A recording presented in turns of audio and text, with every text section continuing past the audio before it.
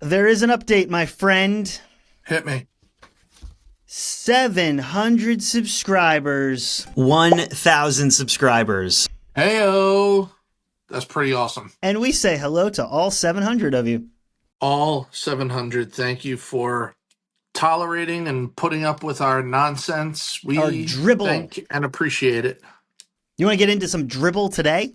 I absolutely want to get into some all kinds of dribble. Let's dribble. Dribble the dribble and dribble the dribble dibble.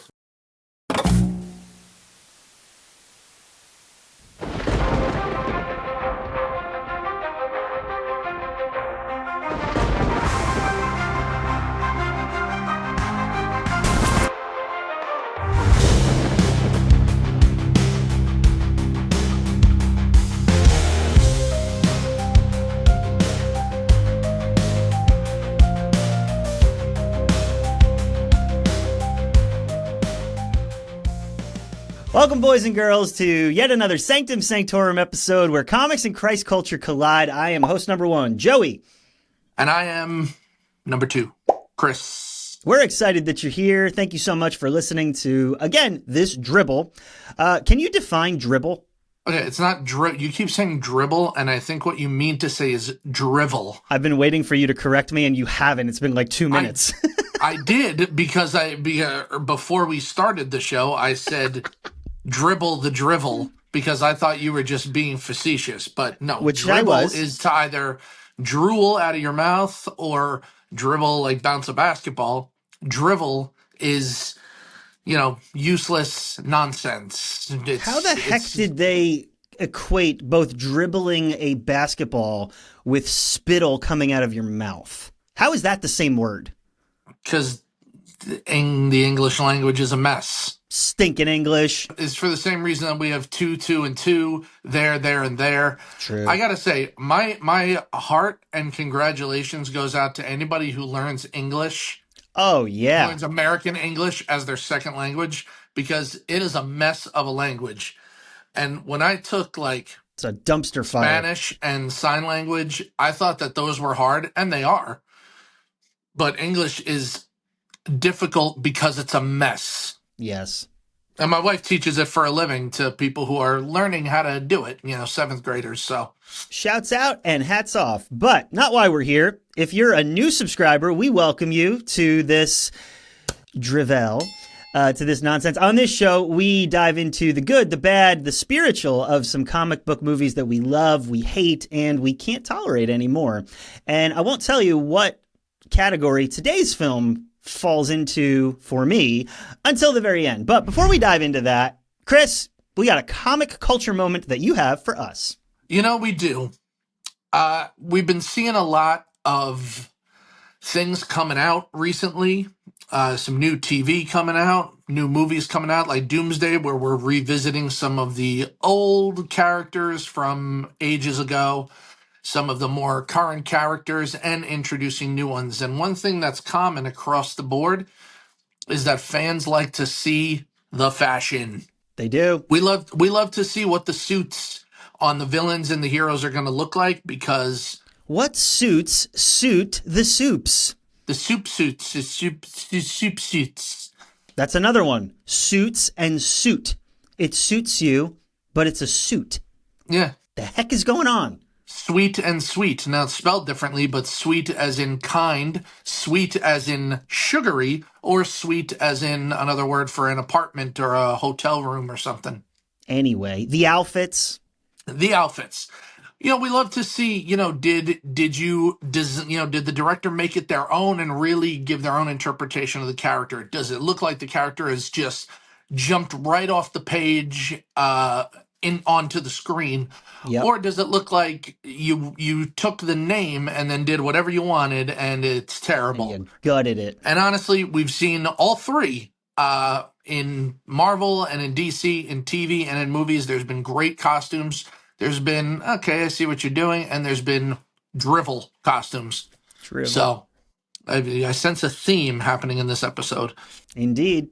So I thought today we would go through our personal top 5 superhero or supervillain costumes in either TV or film. Now, the one caveat, Joey, that I'm going to give you is that you need to be specific to either the movie or the season of TV, because for a lot of those, between, Iron Man 1, 2, and 3, there were many suits. So if you just say Iron Sure. Man, that could mean anything. If you say, Arrow, Green Arrow from Arrow, well, the costume changed over 8 seasons. So you got to be specific. All right? Okie doke. You want to hit us first? Yes. I will go in reverse order. Before you get into them, are these in order of how much you like them, or are these just 5, no particular order? Order of how I like them. Oh, okay. All right. So Yeah. go ahead. Reverse order, number 5. Reverse order, starting at number 5, Rorschach from the movie Watchmen.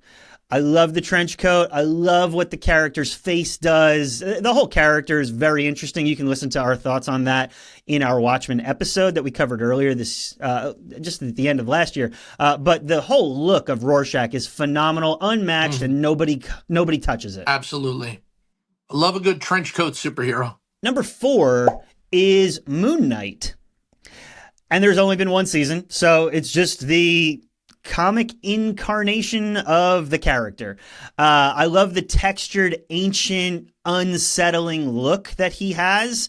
Particularly the Mr. Knight suit is very bold, and it's a tonal gamble, but I think it works. I liked the show because it kind of leaned into the mysticism instead of the tech. But overall, the bandage feel, the ritualistic approach of the costume as a whole was great because everything else is just nanotech. But this one was a really cool suit up moment, and I felt like it worked. Okay. The Batman from 2022. That look is a built look. It is not an imported look.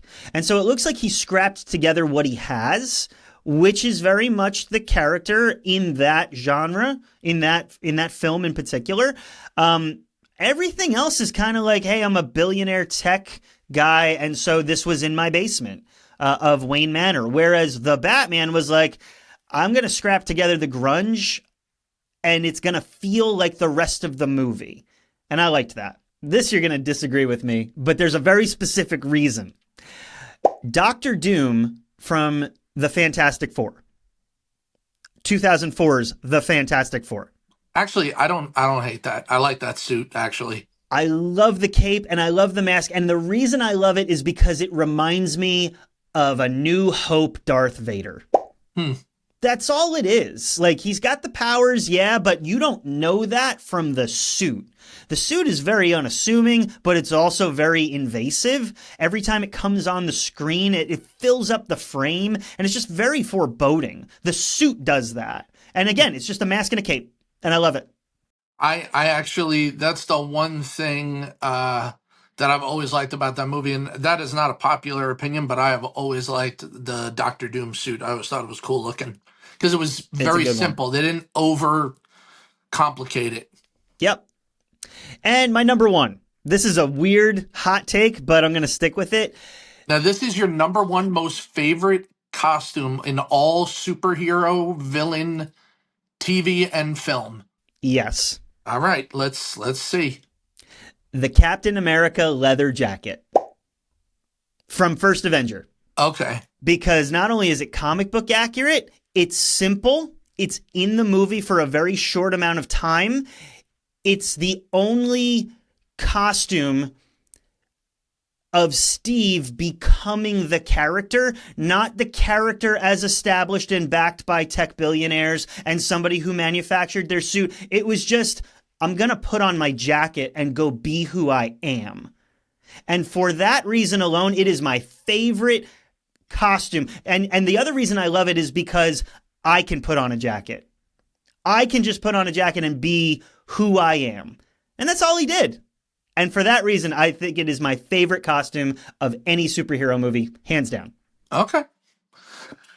You know what? Big respect to all those choices. I don't hate any of them. You're up. Well, mine are in no particular order, so I'm going to make my number 5. I share one with you. Okay. The Batman. His bat suit is just awesome. It's got this grunge It's a good look. kind of pulled together look. But my favorite thing, now I don't remember, 'cause I didn't love the movie, but I don't remember if they mention it in the movie, but the lore is that the bat symbol on it is made out of Joe Chill's gun, which is the gun that killed Thomas and Martha Wayne. Yeah. I like that idea. I think the idea of that is very cool, and it's reminiscent of Detective Comics issue 1000, a story that Kevin Smith wrote, where Bruce Wayne goes undercover to get the gun, which is on like the black market as this piece of criminal history, and he melts it down Right. to a chest plate and puts it under the bat symbol in his like more canvassy suit. So I really like that idea. I think is pretty cool. It's pretty cool. Number 4, Deadpool from the first Deadpool movie is a great suit. Number one reason, he walks right off the page. It's got the white Yeah. eyes. It's got the little nub on the the little knot in the back. Everything about it is great. All the weapons are great. I love that you see the suit kind of evolve over the course of the movie until you get the one, for the majority. Yep. But I think what makes it most important is that in all of the X-Men franchise, they never wanted to do that. Everybody was in black leather. Everybody was wearing regular clothes and then using their mutant powers. They never wanted to, mess with the comic book look of the X-Men, and Deadpool finally did it, and I loved it. Yep. Number 3, Green Goblin from Spider-Man No Way Home.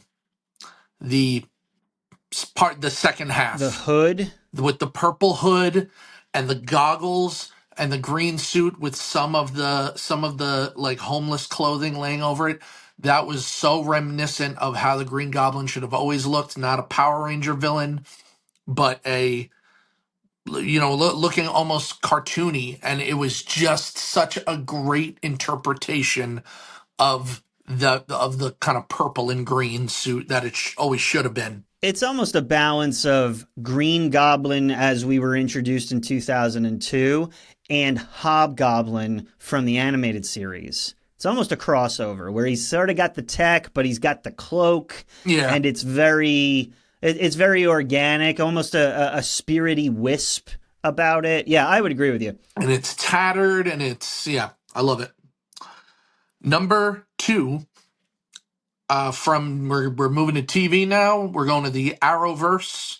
John Constantine from Constantine and Legends of Tomorrow. Listen, it's another trench coat. It's a simple thing. Black pants, white shirt, red tie loosened, and a trench coat. It is just such a... You mean John Wick with a trench coat? I mean, pretty much. There's just something so appealing about, one of the most powerful sorcerers in comic books. Totally. Just looking like he, rolled out of bed after, hitting the bar after a day of work on a Friday. And it's just... And he's going to take care of business. It just goes with the whole, like, carelessness and laissez-faire, this is child's play. I've always loved John Constantine's simple look. I like it. And number 1, let me guess. Go ahead. Is it DC? It is not. All right, then I'm at a loss. What did you think? Not what I thought. Did you think it was going to be? I thought you were going to claim Ledger's Joker from Dark Knight. Oh, Ledger's Joker. But that's an honorable mention. I do love that look, but it's not my favorite suit moment, because it's okay. My favorite Joker suit is honestly the animated series. You need the tails and the little bow tie thing. I love that. Sure. No, number 1 is Spider-Man. Do you want to guess which Spider-Man? It's not going to be the one you think. No, you're going to say The Amazing Spider-Man. And... The Amazing Spider-Man 2. Why? Because it's bright. Until then, I was going to say it's bright. All of the Spider-Man suits are the Holland suits are all very tech based, which I don't love. The Maguire suits are almost muted, and the city. I was going to say they're muted, and the city is always very bright. Like most of what he's doing is in the daytime. The Amazing Spider-Man fights mostly at night, and it still looks like this shimmering blue and red, and it just looks great. And as far as the difference between... It looks wet. Everything is wet. Yeah, it does look a little wet. Everything is wet. What is that from? I think it's Dane Cook. No, it might be Dang.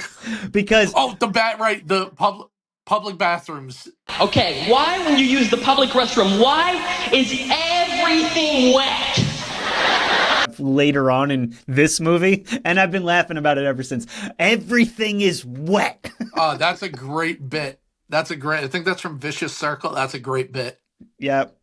Anyway. But the difference between Amazing 1 and Amazing 2 is just the suit design itself, the design of the spider, the design of the webs and the fit and the colors. It just is great. So those would be my 5. Those are great, man. Yeah.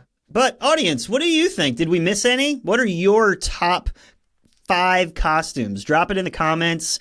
Let us know what you think about ours. And yeah, where does Ledger's Joker fit in your list? Because he's got to be in there somewhere. He should be. If I had a top 10, if we did top 10, I'd put Ledger in there. Hands down. Yeah. But I've got a plot synopsis for the movie we're covering today, which, if you're not familiar with, it's a little movie from 1989 called Batman. Batman. And I'm excited for this movie. Now, I want you to do the plot synopsis, but I want to say one thing beforehand, just because we've said the title. Sure. Why do we now call this Batman 89? Like, just in the geek zeitgeist, we call it Batman 89. And here's why that's silly. I know it's to differentiate when that one came out, and it was the first one, but it's actually the only Batman movie called Batman. Everything else... What is the West one called? The Robert Pattinson one? No, the Adam West one. Batman the movie. Ah. Because it was based on the TV show, they called it Batman the movie, and that's how it's titled. This is the only one called Batman. The Pattinson one is called The Batman, and everything else has a subtitle. Returns, Forever, and Robin, Begins, Dark Knight. We don't say Superman 77. No, it's just, well, now we do, because now we have Superman 25. True. And it's a categorization thing. Nerds like things in order, man. We do. I'm just saying that, like, there's no practical reason to do it because it's the only one called Batman. There's no practical reason to make this movie, but here we are. I will stab you in the face with my bat thing. Looking forward to it, but here is a plot synopsis. Are you ready? I was born ready, specifically for this moment. Cue the 89 music. Here we go. Gotham City is a mess. Shocking. It's filthy, architecturally impossible, and it looks like every building was designed by someone who hates sunlight and OSHA. Criminals are getting absolutely rocked by a guy dressed like a spirit Halloween nightmare who clearly said, "What if criminals are really afraid of rubber?" Enter Bruce Wayne, billionaire, broody, and definitely not Batman. He spends his nights punching criminals and his days awkwardly flirting at fundraisers like a man who has never spoke to a human woman. Meanwhile, a mobster gets betrayed, dropped in a toxic goo, and legend is born with green hair, a permanent grin, and a vendetta against mirrors. That's right, kids, the Joker is here, and whatever music artist is big in the 80s is going to tell you why. Now, Gotham's got a psychotic clown poisoning hygiene products, vandalizing museums like Van Gogh kicked his dog, and obsessing over one reporter because she exists within a 20-foot radius of him at one time. Eat your heart out, The Notebook. This is true romance. But don't worry your pretty little heads, kids. Batman will brood harder, gadget harder, and get shot in the chest harder than anyone ever has or ever will in movie history. There are parade balloons full of murder gas, Mr. Mom, and gravity doing what gravity does best. If you've never danced with the devil in the pale moonlight, now's your chance in Tim Burton's 1989 classic, Batman. Dun, dun, dun! Lovely. That was good. I like the ending bit there. Yeah. That was good stuff. This movie sucks. You shut your mouth. You shut your giant gaping bat hole there. Let me tell you who's in this movie right now. Michael Keaton, Tell me. Kim Basinger, Billy D. Williams, Jack Nicholson, Michael Gough, Jack Palance, and directed by the one and only Tim Burton. Oh, he's the only. He is the only. So I'm guessing you didn't feel that nostalgically connected or any deep kind of love for this movie. It's not that there's no love. The love exists, for sure. The appreciation is off the charts. The love is gone. But I wish you well, but I must leave you now alone. To quote another poet, what is love? Baby, don't hurt me. And Mr. Burton just wanted to hurt me. What's love got to do with it? What's love got to do with it is the real question. Actually, the real question is how many episodes can we reference the Muppets Christmas Carol? Who did not die. When we're not talking about it, because that's what that song I was just singing is from. Oh, I thought that was Les Mis. When love is gone, when love is gone. That was a banger where like all of a sudden it was like there are certain songs placed in certain things where you're like, wait, you tried way too hard. The one that comes to mind is obviously Phil Collins' Tarzan soundtrack. The entire soundtrack. Where the guy went above and beyond. Oh, yeah. And it's just flawless. Anyway, there's some good things in Batman. Why don't you kick us off? Because you got a lot more than I do. I guarantee it. I got a lot of stuff here. All right, we're going to start in the general. Now, I know we also talked about this with Spider-Man 2, and we talked about this when we did Batman Returns a bit ago. But, man, Danny Elfman's score is terrific. And this one especially kind of set the stage for the future of Batman theme songs, including the animated series, all of the 90s movies, and it influenced the Dark Knight trilogy, The Batman, Batman v Superman. You can hear it definitely as an undertone in every Batman feature, movies, and TV. And that's all because of Danny Elfman's incredible score at the beginning here. Absolutely. To go along with the incredible score, the poster is just perfect. There's no tagline. There's no promoting the actors. It is just that gold and black Batman symbol shining, and it is just, you knew what it was. It's one of the most recognizable symbols in the world. You knew what it was. And that was just perfectly placed. And then the last thing I'll say that's not about the movie itself is I think that the Prince soundtrack is awesome. Bored by Prince? How dare you? How very dare you? We're not on bad yet. Prince is great. The Prince soundtrack is a lot of fun. All right. One of the most appealing features of this movie is that it was definitely an influential design and an influential aesthetic for future for the future designs of Gotham City. And I love that it's both, and I think we've said this about Batman's Gotham before, is that I love that it feels both of the 80s and feels out of time at the same time. Like, you're not quite sure what time period this takes place in, which I think is part of the appeal, is that it's almost timeless in the way that it's like this could be present day, this could be 1950, this could be the 20s, this could be the 80s. It could really be so many different things. And since you're on it, that's the only reason I can't really love the Prince soundtrack, because that immediately dates it. Whereas I love that it's undateable. I love that it feels like a mobster movie, but it's also very clearly an 80s movie. Okay. But then there's 50s vibes, and so Prince just timestamps it too much. It's not that the music's bad, it's just that it takes me out of a world I love being in. You know what? I never really thought about it that way, and I will concede that point. All right. I think separately, the aesthetic is great and the soundtrack is great. But you're right, if we look at them blended together, it does take you out of that moment when Joker walks into the museum and he's playing that song. When you hear his song towards the end, You're absolutely right. So I will concede that point, that as good as the soundtrack Fair is enough. and as good as the timelessness is, maybe they shouldn't be married to each other there. That's my point. So I will give you that.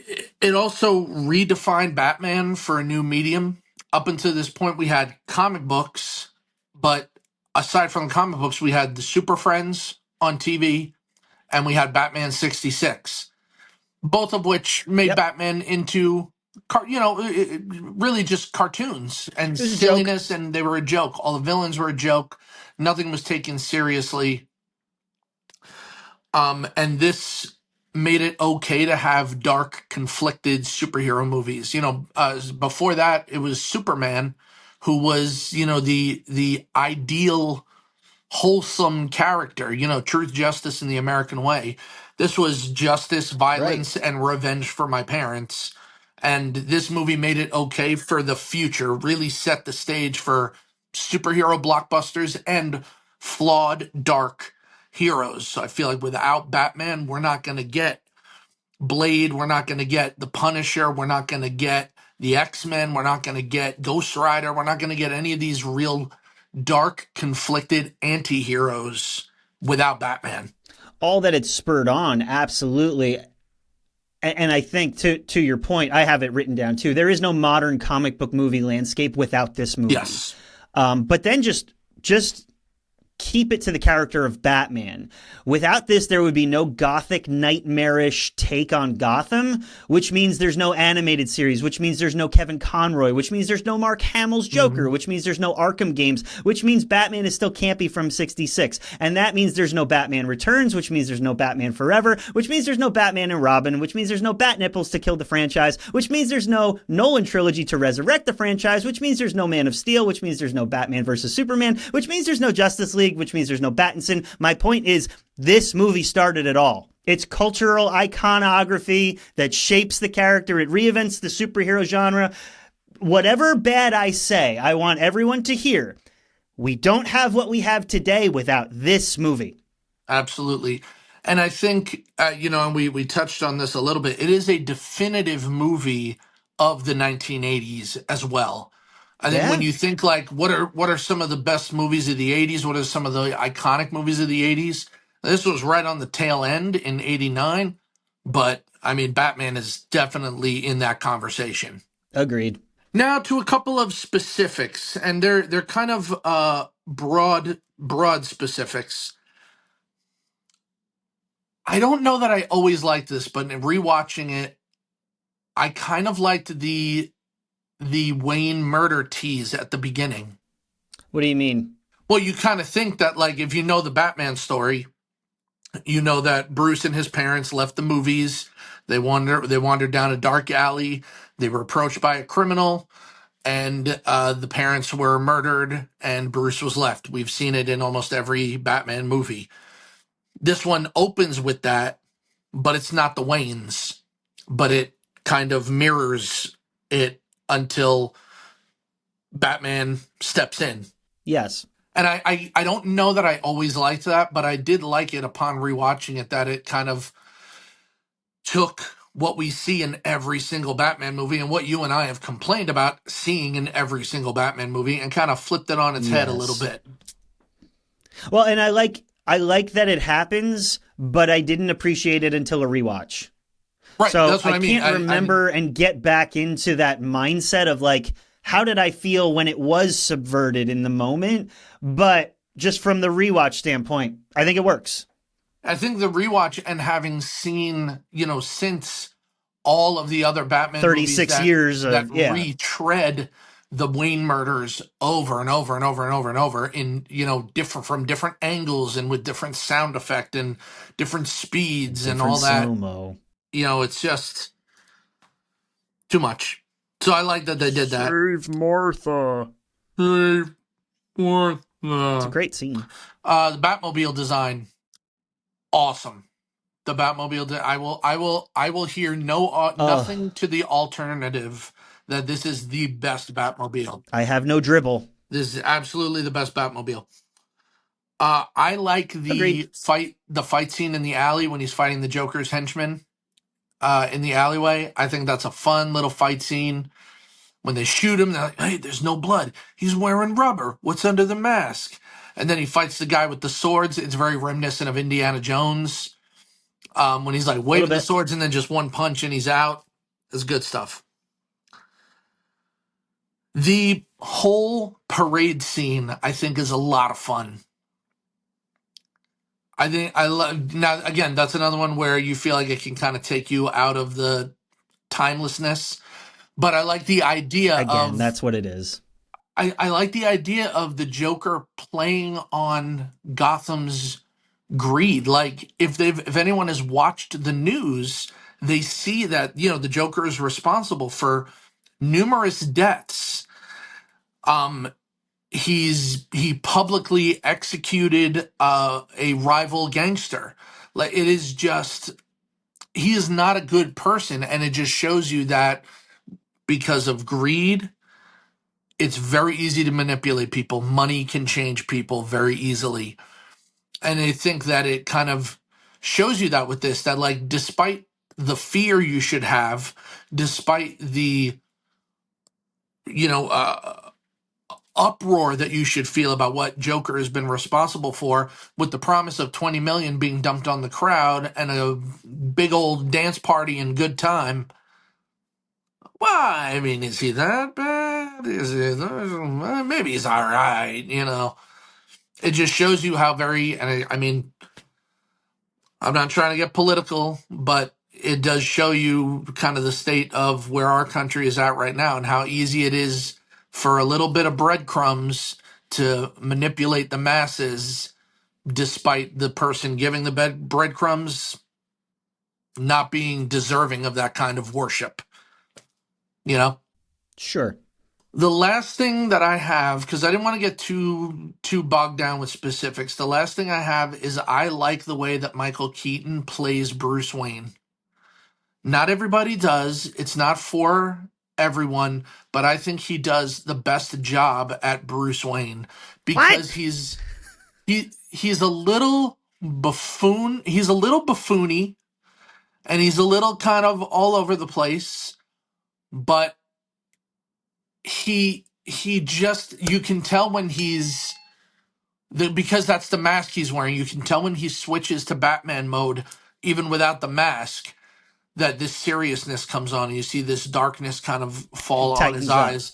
It's so you can tell that this is an act he's putting on when he's Bruce. And I really like that. You see that a lot in Returns.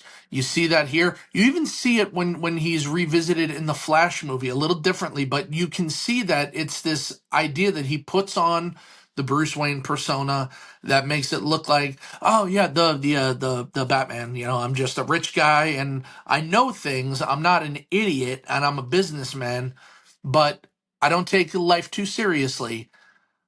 And that's pushback I'm going to give on that is actually a scene that I love so much, where when Joker comes in and it's the you want to get nuts, let's get nuts. Yeah. The henchman pulls a gun on Bruce and he doesn't even flinch. Because he's he's in Batman mode at that point. Is he though? He's Batman. Because he's being Bruce. But he's Batman toning, he's adding more Batman to his Bruce mask because he's, you know, telling the story of like, okay, bad seed, nice kid. But then he amps up the Bruce of like, you know, you want to get nuts? Let's get nuts. Because that's something Bruce would do. But Batman, I'll give it to you. I do like love that scene. Driving the stick there. Yeah, I do love that scene. I see what you're saying. I don't know if that's a good representation of Bruce Wayne, though. I see what you're saying. I'll give you that, but I don't know if that's a good Bruce characterization. It's one he chose, which to me is very Superman. It's like, well, I'm going to be the bumbling reporter. And so Keaton kind of adopted a little bit of that so that he has the alter ego, because you're right. It's really hard to make that distinction because we spend so much time with Batman in, you know, movies that would come about who Batman is and the growl of the voice and all of that. And there's not really a huge distinction. there's not a big spectrum of Batman over here and Bruce over here. And so Keaton's trying to make that. I don't know. And I'm not going to say it's bad, but I don't know if it works for me. But I see what you're saying. Okay. And I'm going to, I guess the last thing I'll say is, it's Tim Burton. And for me, you can't mess with Tim Burton. It's a very specific, You're a sucker. It's a very specific feel, but I'm a sucker for Burton. I will always support a Burton movie. And this was early on for him. This was, I think, his third. It's an early Burton. This was his third feature-length movie. I'm pretty sure it was his third one. And, this allowed him to do a lot of the stuff that he did in the future. So it gets my full support just based on that alone. So that's my stuff. I like your list. I have one thing to add to it because you covered everything else I have. Oh. This movie started the tradition of heck no in Batman movies, where established actors known for one thing get to redefine themselves and the general audience loses their mind. Keaton being cast in this, previously he was in Mr. Mom, and so everybody was like, no, that's not going to work. Jim Carrey, to some degree, everybody was like, oh yeah, that's kind of on brand, but that was early Carrey, and we covered that in another episode, just how much he embodied that Riddler.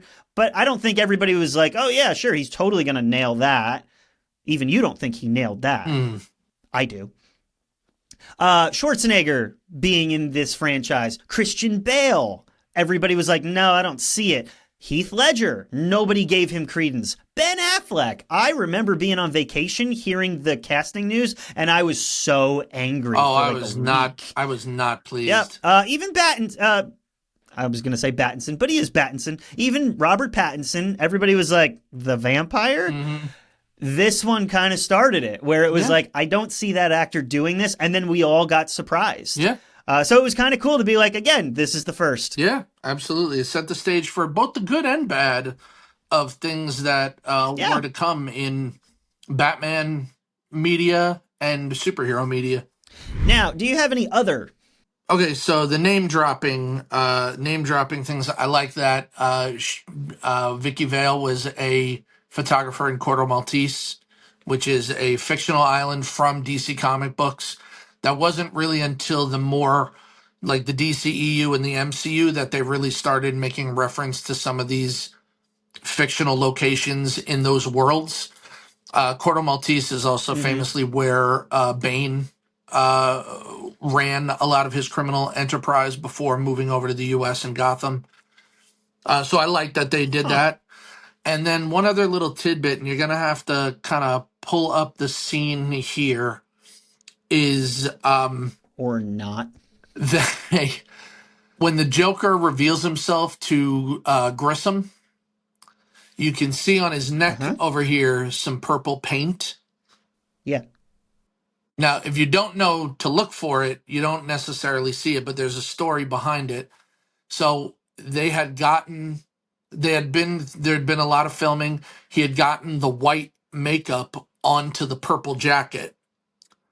So in order to fix that, they put paint onto the jacket to cover up the white grease paint. And then the jacket got purple onto the white neck of the Joker. So it was like a weird domino effect. And it's like an oops. Yeah, so that's weird. But now I can't unsee it. I don't know that I ever noticed it until I watched like a documentary or something about the movie. And it was like, oh my God, I can't believe I never noticed that. Now I can't unsee it. And also I like that Jack Napier has kind of become synonymous with being a normal Joker alias. That was a name created for the movie. So I kind of like that. As almost homage to that, they often throw Jack Napier as an alias or a name he's used in the past and that kind of thing. I think is cool. But that's it for other. Not a whole lot. Interesting. I also have one other. And it was more a reflection. It's more just something I noticed, that the Batman series is just an endless loop. What do you mean by the Batman series? the roller coaster of filmography from Batman. Got it. Okay. It's an endless loop. Explain. You have completely campy in 1966, which makes people want dark and gritty in 89.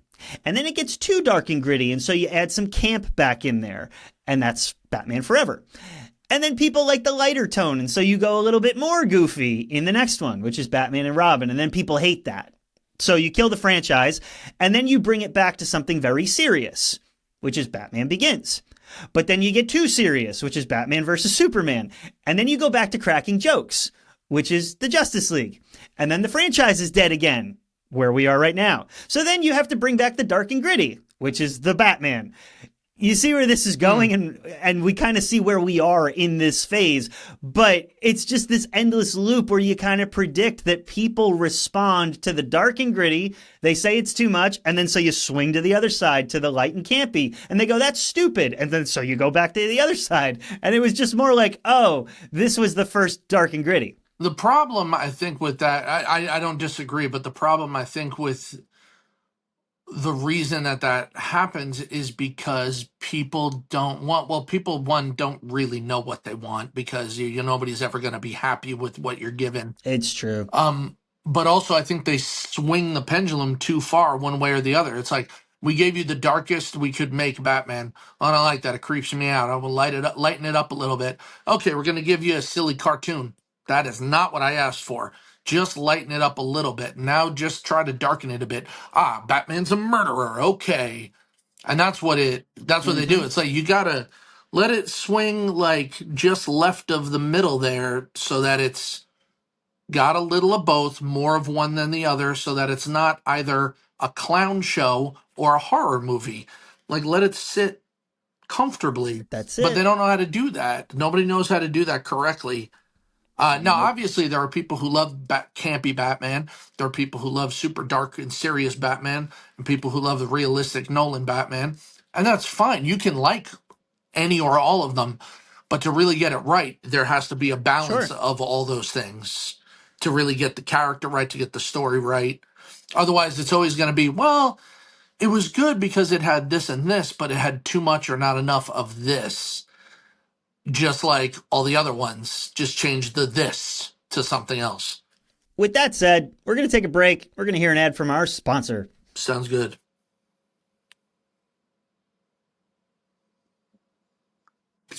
Have you ever been at an event, a fundraiser, a gala even, maybe hanging upside down for no reason at all, and thought, man, I am just a hungry individual right now? You look to your butler, who's buttling, and you say, my hunger is at an all-time high.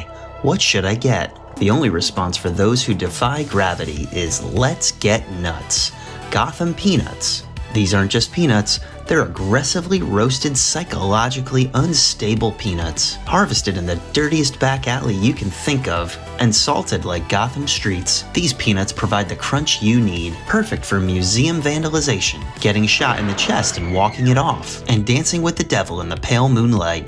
What? So the next time hunger creeps up like a dark night asking, what should we get? Come on! Let's get nuts. Let's get nuts. Gotham Peanuts, the official nut of darkened souls. Order now for $19.89. Gotham Peanuts from Another Man's Rhubarb Company.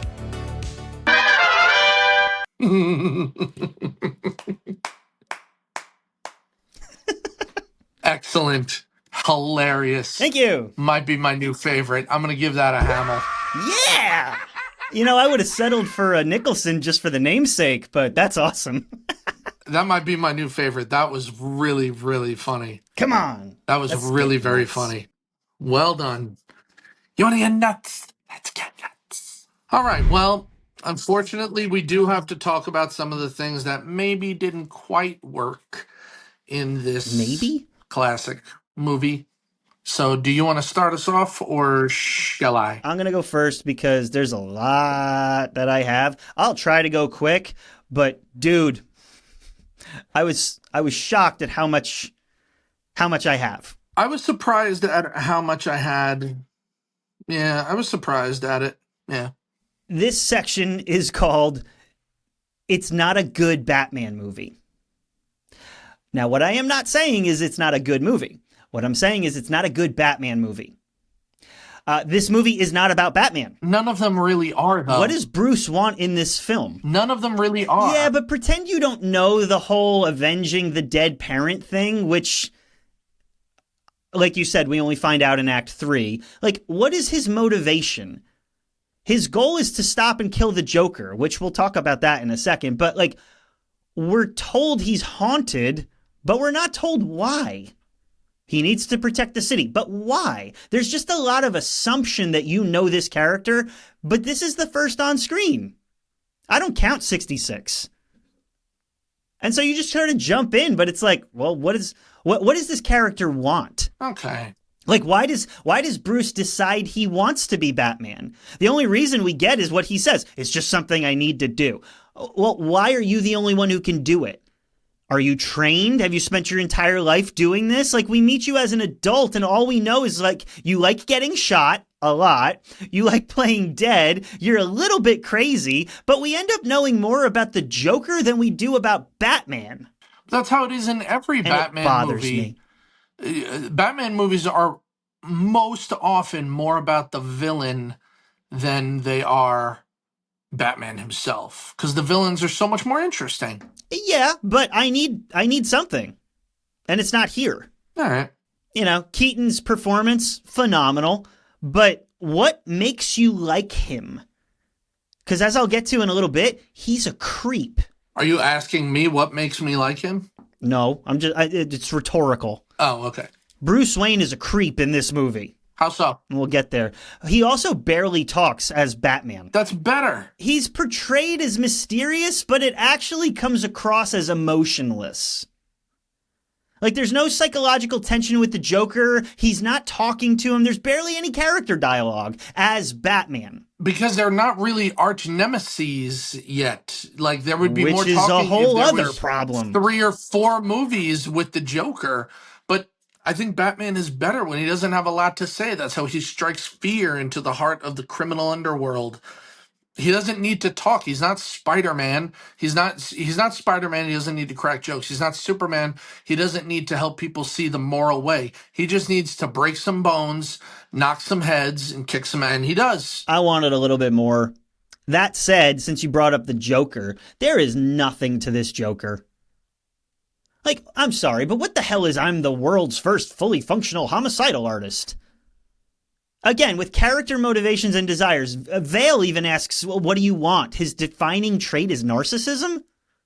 Yes. He becomes the Joker because yeah, but that's not the Joker at all. The Joker is an agent of chaos because he's narcissistic. Yeah, but you got that from Ledger's Joker. You don't get that from this. You get that he got caught sleeping with the boss's wife. There's a history of the Joker being narcissistic and being an agent of chaos when you look at things like The Killing Joke, when you look at things like Joker's Asylum and things like that. There are instances of the Joker walking this line of narcissism and this movie was heavily influenced by The Killing Joke. It was, and we'll talk about that. But the narcissism fuels the chaos. There wasn't enough chaos. It was just all narcissism. Like, what do you want? My face on the $1 bill. Okay, cool. How is that then demonstrated? Shampoo? Like, that's not chaos. That's camp. There's a little bit of camp in there. He wants Vale to record all his art pieces. It's like what is the end goal? He's one of the most fascinating and complex characters in all of comics, film, and movies, and he's kind of reduced to a narcissistic artist. There's more in there. I agree like that with there wasn't really an end goal. He is narcissistic, but there's got to be more. I like that there wasn't an end goal because I think that's the one thing you can complain about Ledger's Joker is that he went on and on about being, I'm all about the chaos. I'm all about people making the choices that are self-sufficient. But he had a plan the whole time. Despite saying, do I really look like a guy with a plan? He had a plan the whole time. This Joker does not have a plan. Everything is instantaneous. That's my issue. Everything is an instantaneous decision, and that's how the Joker should be. Like, why does he want to kill people? There's zero explanation for that. He's also not really obsessed with Batman the way that he's obsessed with Vale. There's not enough time. Like, I just felt like Burton left key Burton left key Joker hallmarks out of the movie. You can't have the Joker be obsessed with Batman when he hasn't when he just became the Joker. He was obsessed enough with him for being new to the scene, but you can't have a Joker obsessed with Batman when there hasn't been enough history. If we had had this Joker all the way through to Batman and Robin, that's where you could have shown the obsession. But we only had him for one movie, and in that movie, he was created. But if you want to hire me, yes, have Batman start undercutting and thwarting a lot of the mob stuff Jack Napier is doing to build that obsession with I need to kill Batman. He doesn't even know Batman exists until he walks in with Vale. Not true. He's not his villain. Because he sees Batman on the news, and the first thing that bothers him is that Batman is taking all of his press. So he already has issues with Batman, and Batman just keeps involving himself in everything he's doing. The great issue of this iconic relationship, this unhealthy obsession with two people who will not kill each other but will constantly fight each other is just jealousy? Because you only had one movie to build it on. That's not enough to do with this Joker. Maybe that's a problem, but that's not the problem of this movie. This movie was a setup until the very end. Then it's a problem with this movie because they kill him. Well, that's what I was going to say. If it is a setup, it's a good setup, but they kill him, so it's not a good setup. Let me keep going. The plot, it's kind of what it needs to be at the moment. Like I get that Batman's a detective, but he figures out the Joker's chemical scheme when he needs to be smart. He's romantic when he needs to be romantic. He fights when he needs to fight. It's like, I get that we kind of do that in our own lives, but it just felt like very plot contrivance just in the moment. He loves getting shot in the chest and pretending to be dead. Yeah, that happens a couple of times. Yeah. How many times are people going to fall for that? 4 times. Why is he sleeping upside down? No explanation. Thank you. And also, why is he taking the stairs at the end? He's got a grappling gun and he uses it to catch the Joker, but he has to walk up 20 flights of stairs? There might be a limit. What is happening? There might be a limit to the length of the grappling gun. Mine is only about a foot of cord, so it's they're at the bell tower of a cathedral, so it might be a little difficult to shoot one all the way up there. Which we're gonna get to. Trust you, me, we're going to get to the bell tower. Let's talk about Batman killing for just a second. Chris, does Batman kill? In almost every movie, yes. He doesn't kill. The movie version of Batman consistently lets people die. I agree. Well, letting people die and actively killing people are different. I would argue that, but in the Burton movies, in the Schumacher movies, in the Nolan movies, in the Snyder movies, and in the whoever did the Batman, he either lets people die or kills them. Not like outright stabs them or shoots them, but certainly, like putting a bomb on the guy, knocking the guy off the bell tower, blowing up buildings that clearly have people still in them. So the no killing rule doesn't really apply to the film version of Batman. And honestly, none of the film versions of Batman ever mention the no killing rule. We just assume that because of our history. Nolan does, right? Like he has to execute that guy in Batman Begins. And he says, no, there's nothing that separates us from criminals. And that's the point, in my opinion. If he does, he's morally... He's not Batman Yes, yet. but he's morally no, he's always Batman. Screw that. He's morally no different than his victims if he has no difference. At the end, he says, I'm not going to kill you, but I don't have to save you. So you're killing me then. Nah, that's a technicality. It's a technicality that completely dislodges the argument that he has a no killing rule. It completely subverts what he said in the beginning of the movie. Well, going back to the fascinating relationship between him and the Joker, by making the motive of the movie that the Joker has to be stopped because he killed Bruce's parents, which we're going to talk about, that does not do justice to their fascinating and complex relationship. And Sam Hamm, the original writer, actually didn't have that in there, but Burton put it in there, which tells me Burton doesn't understand this character. I can see that. To the Joker killing the parents, you want to dance with the devil? That makes no sense. That is not a catchphrase he uses with all his prey, and if it is, we never see it other than the one time before. But Joker being the one to kill the Waynes makes the entire mythos of Batman a closed loop. Like I said, Burton doesn't understand this character. It doesn't propel Bruce into any sort of needing to be Batman for the city. Because now it's just, I'm going to avenge my parents. I got the guy that got them. It's a random act of terror that once Jack is defeated, Gotham's good now. Batman is avenged, or Bruce is avenged, and you can roll the credits, but it dismisses the need for Bruce to become Batman, to rise out of the systemic evil and defeat it. It is literally Inigo Montoya. Hello, my name is Bruce Wayne. You killed my mother and father. Prepare to die. That's all it is, and I hate it. 100%. 100% agree. No argument. I think that was a bad writing decision, a bad story decision, and I think it always should have been Bruce. It always should have been Joe Chill. It never should have been Jack Napier being the one who killed, because then it also makes their age difference weird, which I don't care for either. It does. I didn't want to put that in there, but it is a thing that I feel like they're supposed to be around the same age. You're beating up a senior citizen at this point. It's just uncomfortable to watch. Pretty much. Let's talk about Vicky Vale. I got to keep going here. Alfred gives her a bunch of wine. She gets super drunk, and this is where Bruce is a creep. Then Bruce, who's stone cold sober, sleeps with her. That ain't right. Then Alfred says, "Oh, that's a good woman. She's good for you."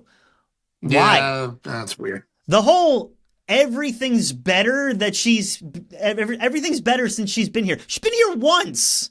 Well, also... And while she was here, you got her blackout drunk, you slept with her, and this is a woman who makes your life better? What? Also, the fact that Vicky becomes really obsessed with Bruce way too fast.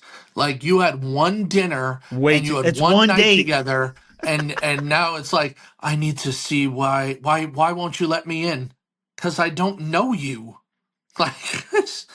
Why are you following me, taking photos of where I'm leaving flowers for my dead parents, you weirdo? That whole thing is super strange. And then he tells her about the cure for the Joker, which is stupid. He knocks her out with drug gas, and while she's out, he essentially gropes her to get the photos of himself and then leaves. This is the hero, right? What is happening? You're assuming things that happen off screen. Chris, where does she look for the role of film? And now Alfred wants Bruce to share with Vicky that he's Batman. Why? Yeah, don't get that either. This is just what Bruce needs. A reporter who got drunk, he slept with, he drugged, he assaulted, and is approximately known for about 48 hours. But tell her your deepest, darkest secret. Yeah. Makes no sense. Okay, I talked about the Prince music. It sort of takes me out of the vibe. But again, why is everything wet? Everything all the time is wet in this movie. Yeah, there's a lot of wet stuff in there. All right, the third act, the tower scene. I don't know if you know this. I only found this out this year. That scene... when you watch it tonally, you're like, this feels very different from the rest of the movie. And I don't really know why. I know why now. It's because Jack Nicholson saw Phantom of the Opera on Broadway, and he decided that because that play had a clock tower scene, or a tower scene, he decided to mimic it, saying, we need a scene like this. And so Burton put it in there. It makes no sense. I did not know that. Makes no sense.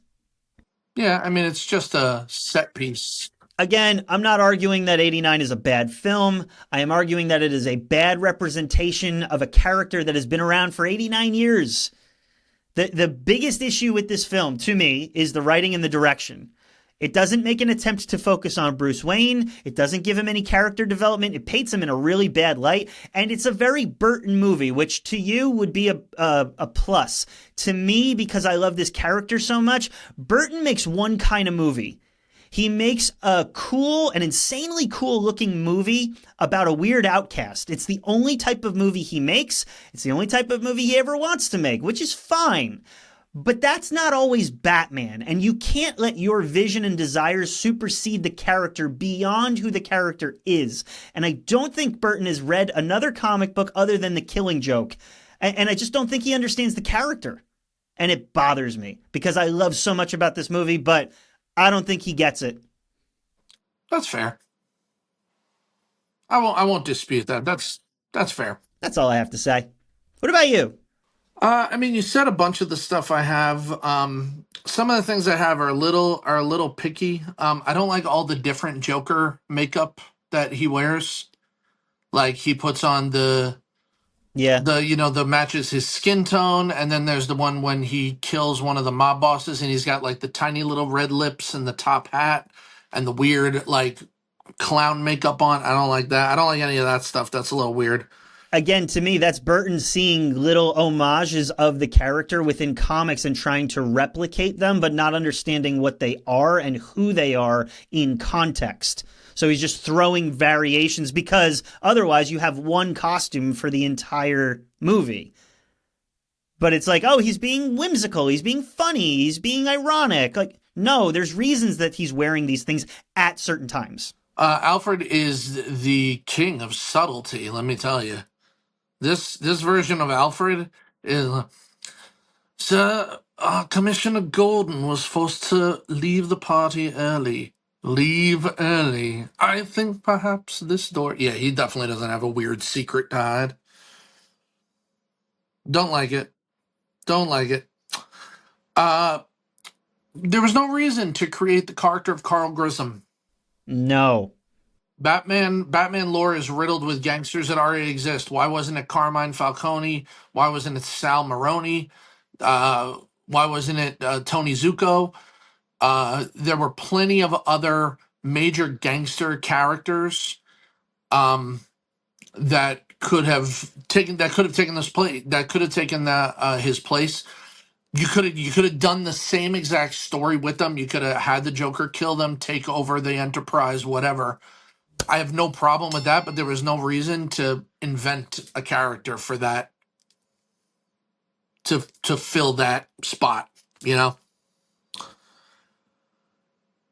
Don't like that it changes the Joker's origin either from The Killing Joke. If you were inspired by The Killing Joke, then it should be that, you know, he was an out-of-work comedian who was kind of manipulated into becoming the Red Hood villain, and was meant to be a plant and a fall guy, and that's how he fell.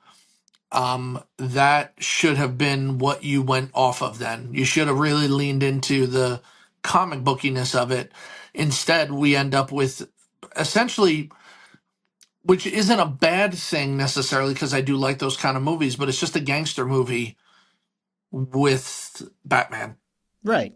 Like, that's all it is. It's a mob movie with Batman, because it's about, you know, a new guy in town who used to work for one of the major mob bosses. He takes him out, takes over his company, tries to take things from the other guy, and instead of, you know, Detective Elliot Ness from The Untouchables trying to stop him, it's Batman. That's really what it is. It's like The Untouchables, except it's Batman instead of Ness, it's Batman. That's why Burton doesn't get the character. There's a lot of inconsistencies between Alexander Knox and Vicky Vale in their relationship, because they should have left the romance out of this. Knockoff Bill Murray. They should have left the romance out of this, and it should have been, you know, this like reporting dream team of Knox and Vale chasing the story that no one else will, that no one else thinks is real, getting caught up in it with between the Joker and Batman. No problem with that. But then Vale completely loses that when she becomes the center of the Joker's attention and herself becomes obsessed with Bruce Wayne and figuring out what secret he has. And it, Knox is kind of left by the wayside. And I think you had a really cool opportunity to make this like, what do you call this? Like reporter drama, or have that as an aspect of it and add that into the story. And you left the sprinkles of it in the beginning there, and then it fell apart because you made him a comedic, side joke, and you made her the object of one man's obsession and obsessed with the other one. So you kind of took these really cool characters and boiled them down to the most patronizing aspects of their personality. Which, if you look at most Burton films, he does not do B characters and secondary stories very well. He focuses on the main thing, he focuses on the weirdo, and everybody else is tangential to it, but there's no development outside of the main character. How weird they are, how outcasted they are, how misunderstood they are. Like, that's his sweet spot. He really needs more writers around him. Yeah, that wouldn't hurt. One thing that I don't understand is why, in the museum scene, why does Vicky comfort the Joker after throwing water in his face? So that he can scare her. Like, he just either killed or knocked out a whole bunch of people. He very not so subtly threatened your life and Bruce's life. And so to escape, you throw water in his face, and because he's yelling, instead of taking that opportunity to run away, you're like patting him on the back like, oh, I'm so sorry. I didn't mean to hurt the homicidal maniac. Oops. Why didn't you mean to? That's weird. It's weird and it's dumb. This is going to like go against something that I said earlier. I have two more things that I want to bring up. One, I've always been super weirded out by you are my number one a guy. I always thought that was weird. Never liked that. I feel like Nicholson plays Jack Napier as a pretty serious gangster. Mm-hmm. And then when he's turned Joker, he was always unhinged, but was collected. And the switch just made him lose it, and it almost seems like it was too fast. Yep. Does that make sense? 100%. Now, my actual last thing, just because saying the change into the Joker, I always thought it was a visually cool but logically stupid scene when it shows the aftermath at Ace Chemicals, and you just see the hand come up out of the water like that. Like, why is your face still under there? Are you like holding your breath? Who are you doing this for? For whose benefit is your gnarly mangled hand coming out? For the camera. Instead of like, oh my God, I can't believe I'm still alive after being in all those chemicals. That just never made sense. Visually, very creepy, very cool, ominous, shows you what's coming. Love it. Logically, what? Why? I'm with you. Why? Yeah. Well, all right. That's my bad. I think I did pretty well going, not getting too picky with things, good and bad, but doing these very overarching little tidbits of things. Sure. You shut your face hole. What do you have about the Lord in this? God's in this movie. This film screams symbolology. Batman is a symbol. Criminals run not because they talk to him. They're like panicked that he might be watching. Like he's a presence. They're a cowardly lot. Yeah, he reshapes their behavior. There's fear in the streets, and silence is often speaking louder than some cop sirens or something. But essentially Gotham adjusts itself to the idea of Batman. And for all the garbage I gave Burton, he reinforces this idea visually perfectly. He is often half hidden. He is framed in the shadows. He is appearing above the city, not within it. He is rarely in the center. He is looming. He is watching. He's interrupting. And the bat signal matters more than Batman himself. And Gotham responds to that. And I just thought it was really interesting, this idea of symbols. Because they do things to our imagination. And the thing about our imagination is that it shapes our action. What we believe about a thing frames how we live. Well, it's time that Gotham's criminals shared his dread. Get out. Never. Jesus says something very similar about his followers. He says, "You are the light of the world." And light doesn't argue, it doesn't shout, it simply reveals what's already there. In passive ways, it can shape environments without being anything drastic, very much like a symbol. And, that passage goes on to say, "You are a city on a hill." A city on a hill doesn't have to convince anybody of anything, it just exists. But it also can't be hidden. People move differently around it. They see it differently. They respond to it differently. And I think Batman doesn't eliminate Gotham's darkness. He kind of shines a light on it. And Christians aren't meant necessarily to argue or eliminate darkness, but we are called to shine light on it, to expose it with truth, to make a difference, and to be a symbol, whether we say something or not. Our witness isn't necessarily meant to be loud, but it is meant to be unavoidable. And so the question I kind of walked away with is not like, am I saying the right things? Am I doing the right things? It was more, how does my presence change a room before I ever say a word? And I kind of got that out of this movie. I like that. What do you got? Mine actually is actually kind of connected in a way. It's like a spiritual sequel to that idea. So as we see in the movie, Batman and Joker's final fight takes place in this abandoned cathedral. It's this church in the center of Gotham that is clearly been abandoned a long time ago and is left dilapidated and dirty and broken. That's how a church should look. Somewhat metaphorically, but maybe realistically as well.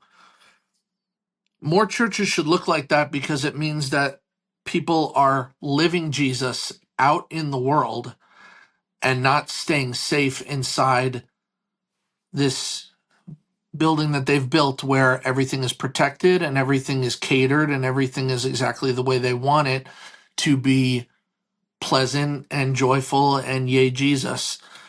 Because the world is a scary place. You're going to be called into action out in the world. You're going to be called into question out in the world. You're going to be asked to take a stand for things or not take a stand. You're going to be asked your opinion on this, that, or the other.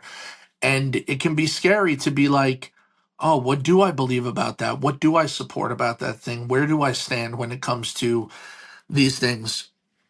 But the biggest thing that we're called, it's called the Great Commission in the Bible, is to go and make disciples. It doesn't say get people to come to you and make disciples of them. It says go and make disciples. So it can be very easy to be like, look, we've cultivated this building with these rooms that, you can come and look, we've got music for you and clubs for you and stuff for your kids and stuff for your grandma and stuff for men and for women and for these and those. There's nothing inherently wrong with those things, but an abandoned church means that people are living the mission. There's less focus on the building, less focus on the structure, and the church becomes embodied as people, which is how it should be, because faith is not meant to be safe. It's meant to be active.